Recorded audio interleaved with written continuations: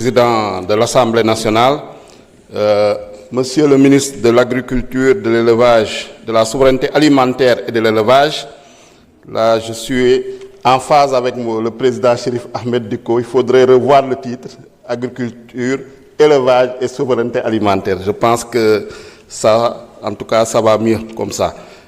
Monsieur le ministre des Finances et du Budget, Monsieur le secrétaire d'État en charge de l'encadrement paysan et des coopératives, maa ngi leen di nuyu seeni collaborateurs yu fi teew et monsieur le ministre di la féliciter di la encourager ak le secrétaire d'État vraiment pour tout le travail que vous abattez.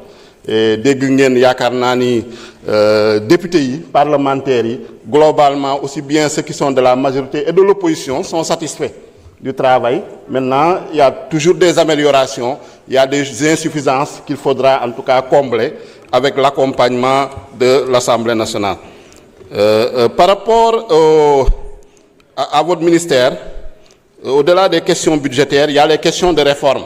Effectivement, un de mes collègues de l'opposition n'a pas bien compris, parce que quand il dit que c'est un mandat de réforme, c'est parce que c'est un mandat de réforme qu'on ne va rien réaliser. Ça veut dire qu'il n'a pas lu, en tout cas, notre programme, il n'a pas lu l'agenda national de transformation, il n'a pas lu la stratégie nationale de développement, il n'a pas lu la vision Sénégal 2050, il n'a pas lu l'aide de politique sectorielle, mais nous l'excusons pour cela. Mais nous pensons que, effectivement, il faut des réformes. Parce que sans réforme, si on reproduit les mêmes schémas, on va aboutir aux mêmes résultats. Donc il faut obligatoirement des réformes dans tous les secteurs et nous les assumons. Ces réformes-là, nous allons les mener pour apporter des ruptures. Ces réformes-là, nous allons les mener pour la transformation systémique. Parce que c'est ça la différence. Eux, ils étaient dans la continuité, ils étaient dans la répétition, ils étaient dans le conservatisme. Nous sommes dans la rupture et la transformation et nous l'assumons pleinement et entièrement. Concernant les réformes, il y a la loi d'orientation agro-silvopastorale et halieutique. Je voudrais que vous reveniez dessus. Où est-ce que vous en êtes? L'Assemblée nationale est associée à travers sa commission développement rural, mais nous sommes impatients d'avoir les résultats par rapport à ce projet de loi. Également, il y a le code pastoral qui a été adopté l'année dernière. Où est-ce qu'on en est avec l'application de ce code pastoral qui a soulevé beaucoup d'espoir, notamment pour le secteur de l'élevage. Je voudrais parler également de la réforme foncière. Pour moi aussi, c'est une priorité. Parce que quand on parle d'agriculture et d'élevage, le principal facteur de production, c'est la terre, c'est le foncier. Et ce foncier-là, nous voyons qu'il y a des problèmes, des conflits fonciers, nous voyons que les villes sont en train d'avancer. Et notamment au Sénégal, nous avons trois catégories de terres. Nous avons le domaine des particuliers, qui est régi par une loi de 2011 sur le régime de la propriété foncière. Nous avons le domaine de l'État, avec le domaine public et le domaine privé. Nous avons le domaine de l'État régi par la loi 76-66, portant code du domaine de l'État. Nous avons le domaine national, régi par la loi 64-46 du 17 juin 64, relative au domaine national. Avec là-bas 4 catégories de terres également, les zones pionnières.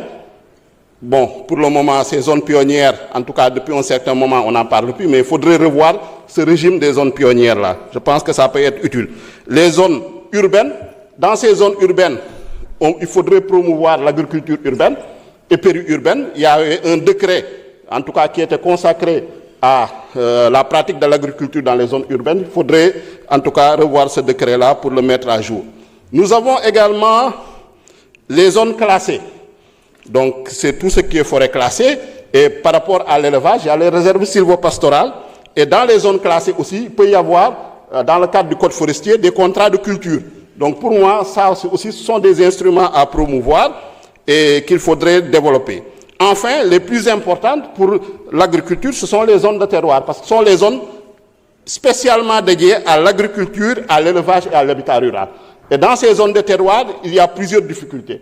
Et vous le notez, donc par rapport à l'accès aux terres, par rapport à l'affectation, parce qu'elles sont confiées aux communes, notamment les anciennes communautés rurales. Donc avec la communalisation intégrale, maintenant on ne parle plus que des communes. Il faudrait quand même revoir aussi cela, donc pour une réforme foncière. Par rapport à l'agriculture et à l'élevage, la question des changements climatiques, qui affectent l'agriculture, l'élevage, notamment la salinisation. On le constate dans des régions comme Sédhiou, dans des régions de Fatick également. Quelles sont les stratégies que vous avez par rapport pour le financement de l'adaptation? Donc voilà les quelques questions que j'avais et les préoccupations. Je vous remercie. Merci. À la barka, Monsieur le Président, chers collègues, Monsieur le ministre, chers collaborateurs, nous allons prendre une pause santé de 45 minutes.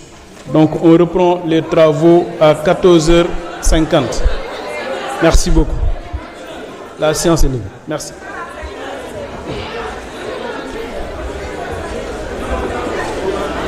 Merci.